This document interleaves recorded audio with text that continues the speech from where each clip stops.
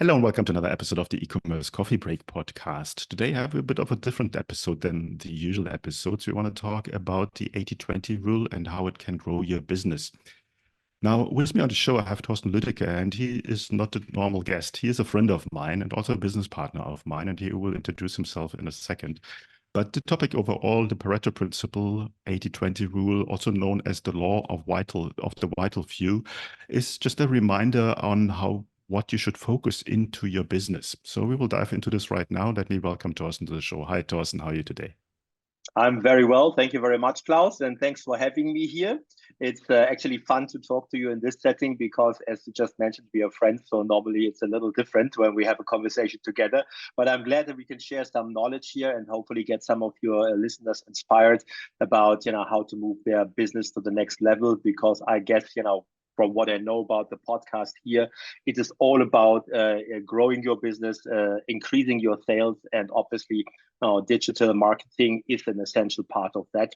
And so I'm glad to be here and talk to you about the Pareto Principle and how that can help people to grow their businesses and their online shops. Right. So Torsten, about me, yes. Yeah. Let me tell them about. Usually I do the introduction of our guests, but as we are friends, I would like to leave that to you. So introduce yourself and tell our listeners a bit about your background.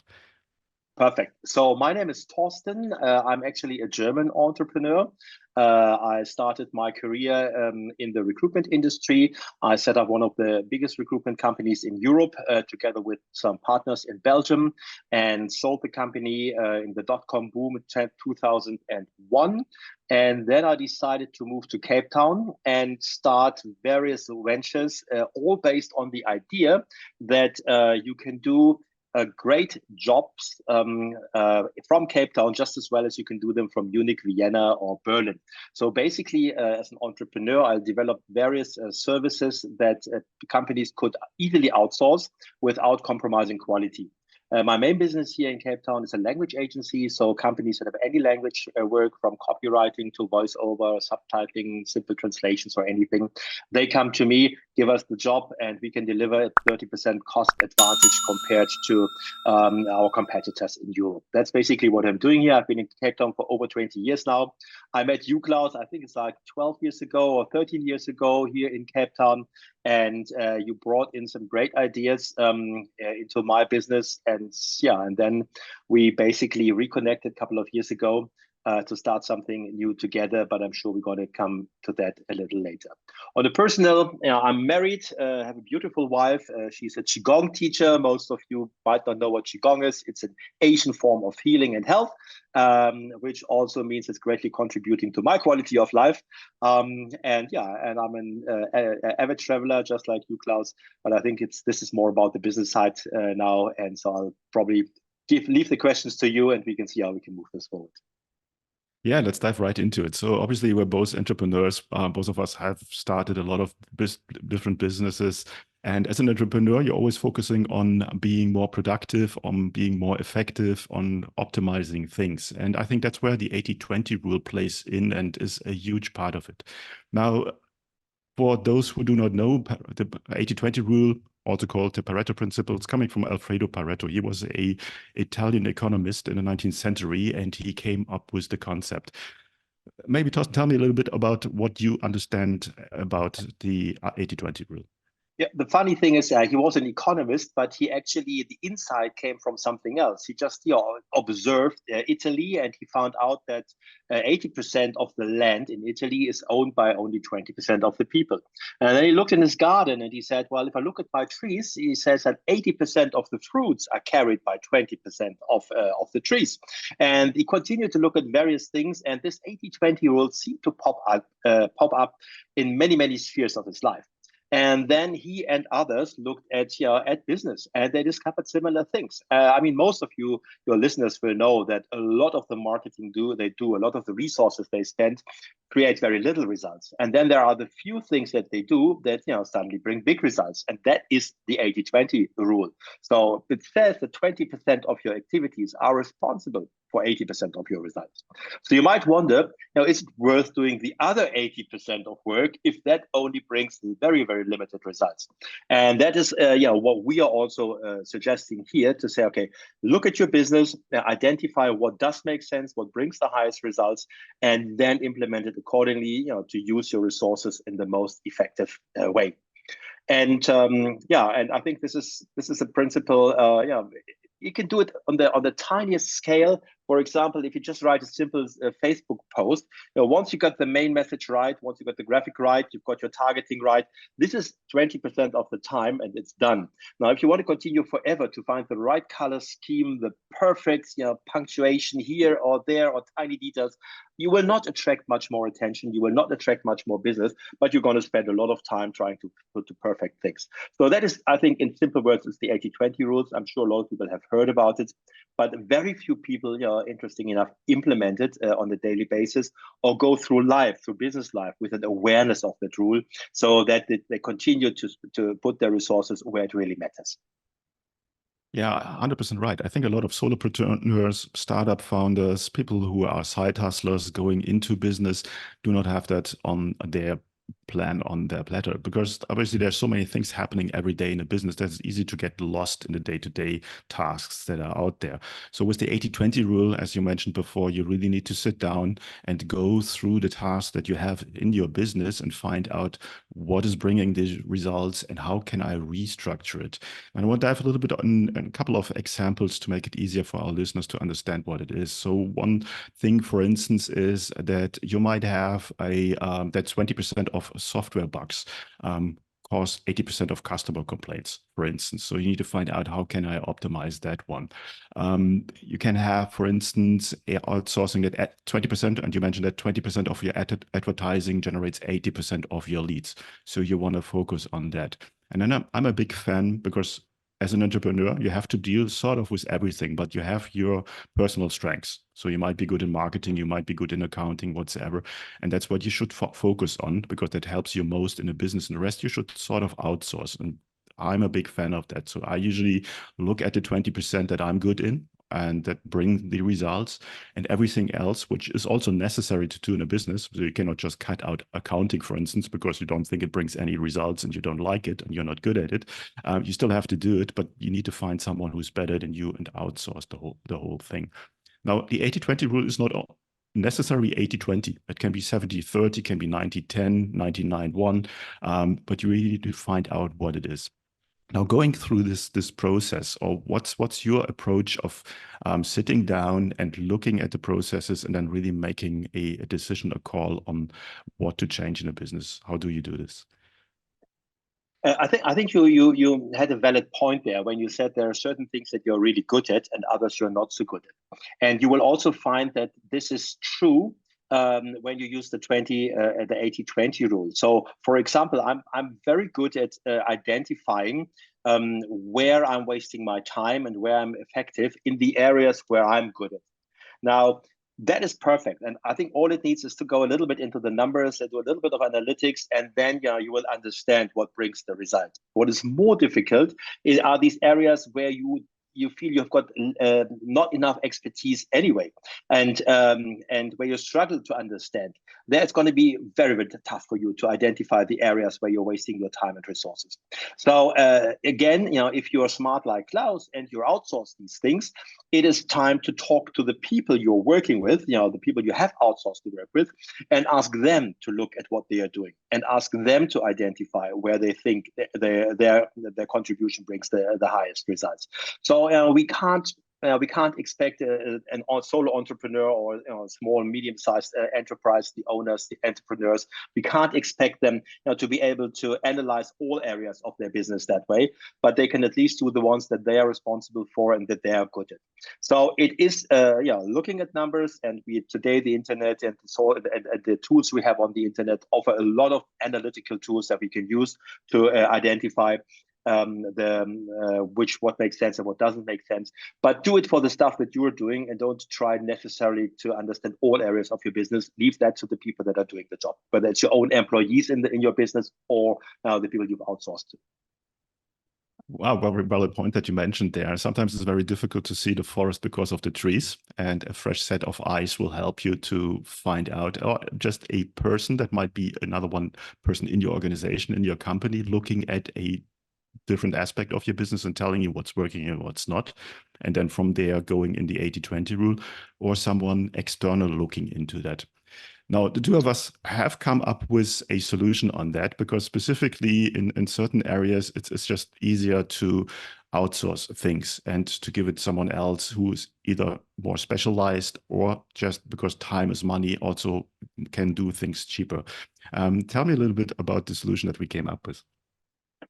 Okay, well, that's a complex question because it covers a couple of ideas that we have put together to make it worthwhile for your young entrepreneurs or shop owners to use this service. Now, the first idea is obviously, I mentioned earlier, I live in Cape Town. So all my businesses are operating from Cape Town, and Cape Town has a smart and better cost base. So roughly 50% of the expenses that you would usually have in Western Europe, which means the office spaces are cheaper, the salaries are cheaper, everything is really just like half the cost here.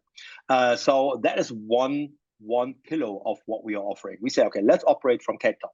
The second point is that we have observed that a lot of companies feel uneasy when it comes to outsourcing to some random freelancer that they have no control over, or just a BPO company where they talk to a client relationship manager, but they don't talk to the people that are actually doing the job. And this is why Klaus and I started a separate business line called My Team in Cape Town, where we basically say, okay, you have a certain profile of people or person you want to recruit. We will find them for you. We will employ them at our company. They will sit in our office, but they are part of your team.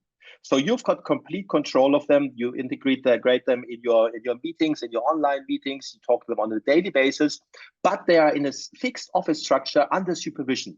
So if you've got a freelancer in India, you've got no idea what this guy is doing all day. If you're sitting in our office, you damn know what's going on, and you always have someone to refer to if there are any issues. It also means you have no problems. So if you're unhappy with this person and we need to go to the retrenchment phase or something like that, that's all our responsibility. You just basically have the benefit of having someone working for you exclusively in a low-cost destination. Now, that is the idea that Klaus and I had, couple of months ago. Well, actually, it's a year and a half ago now, and it's flourishing very well. Now, then Klaus came to me and said, look, my client here, they are usually smaller companies or just solo entrepreneurs, and they don't have the resource, the money to pay a full-time marketing manager. And that is where the Pareto Principle came on. And we said, well, there's no need to have a full-time marketing manager, because 80% of the results are done in 20% of the time. So rather than hire someone full-time, let us take on experts in their field, and they work as fractional marketing managers. That's how we call them. So you buy a fraction of their time, like I don't know, 20 hours a week or 15 hours a week. And in these 15 hours, they work exclusively for you. Now, what does it mean financially? Financially, it means you pay only the share of the time that they're working for you. You're also paying far less because they are based in Cape Town. And you have an expert in their field that is supervised. That is the last bonus that I bring in by our friend and podcast host, Klaus Lauter, who obviously knows a lot about digital marketing. So he's actually looking at the team. He's taking care that everything is fine. He's bringing the great ideas into it. And so it's not just someone working in an empty space. It's someone under great supervision. So that is the concept that we came up with. And the basic idea is the 80-20 rule, because we say you don't need someone that does the stuff that a multinational does. You need limited stuff that creates results. You need to do the basic thing that is absolutely necessary to drive your sales. And a fractional marketing manager is more than enough for that. So this is the kind of idea that we think is working. And the fractional marketing manager, because he or she is an expert in their field, also will be able to identify very well, what are the things that create results here, and what is other things that I'm just doing because I'm paid 40 hours a week and I have to do something and present something in front of the board. So the idea is we do only what matters. We do it at a fraction of the cost that you would usually pay, and then hopefully we get your sales up, and you'll recommend us to your friends and business partners. The fun part of is that we are clients of our own company, because we had this pain point. We had this pain point, okay, we have identified, according to the 80-20 rule, certain areas where we needed help with, but not a full-time person. So we started with that, and now we're basically bringing it out to the world to other entrepreneurs doing the same. So we're not only running the business, we're clients of ourselves, because we still have people that work only part-time for ourselves, but we're offering these to others as well. So who's our perfect customer at the end of the day? I would say the perfect customer is any company that has a high awareness that is important to drive sales through digital marketing. That they understand, no matter how good their products is, they need to sell, and they need to do something in order to get these client leads and to get the sales in. And it's a company that says, I'd love to do it, but I've got limited resources. And I don't have the expertise to do it myself because I'm very good at other stuff, but I know very little about digital marketing. So they don't have the expertise themselves, and they don't have the resources to hire someone expensive full-time at their own office. That is a perfect customer, because they can get the talent here in Cape Town at a fraction of the cost, and they don't need a full-time person, because as we all know, it's very few things that actually make a difference, and that is what the marketing manager here will focus on. There's also companies that think, well, damn, I'm just a small business. I would love to take advantage, like all the global players. I mean, all the global players are here in Cape Town, like Amazon. They are huge centers here. They take advantage of the low cost base, and the small entrepreneur does want to do the same. So if they want to take advantage of their low cost base here, that is an ideal customer. So I think, companies that say, okay, I have limited resources, limited budget available, and I don't have the expertise to do it all myself, they should be in touch, and they should talk to us and what we can do, how a package could look like, and then we can take it from there. Okay. Walk me through the typical onboarding process for a new client. What steps are involved? How long does it usually take to get up and running?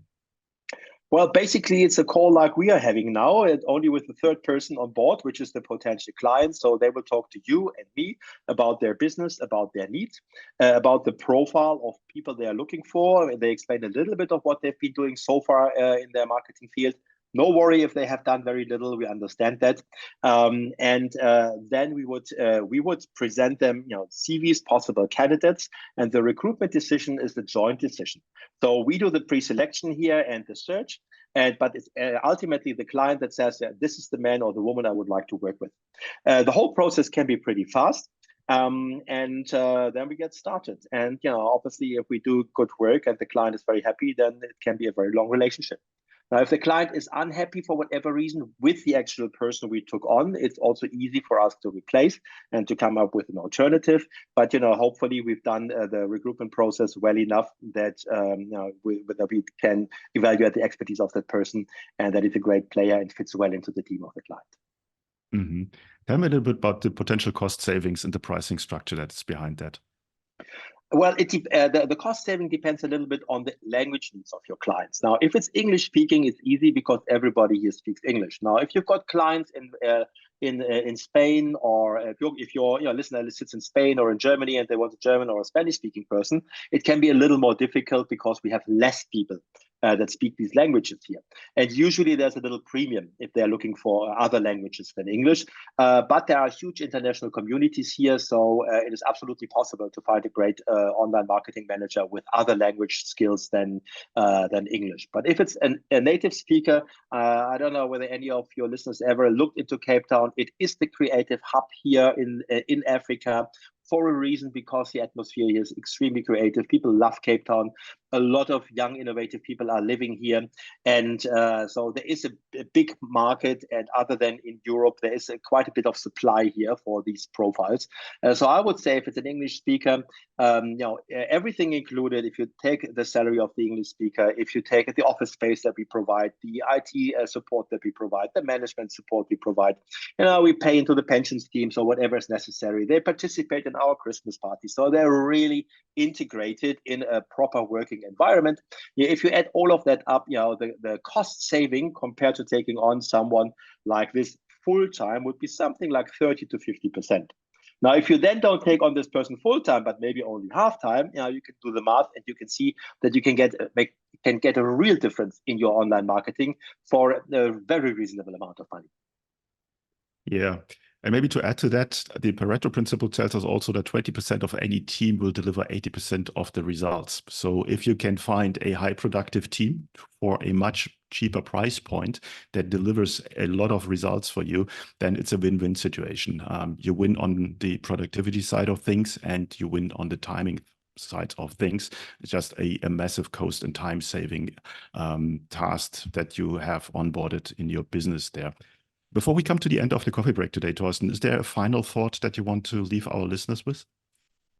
Well, maybe something that just came up to mind when you spoke about that 80% of the team creates 20% of the results.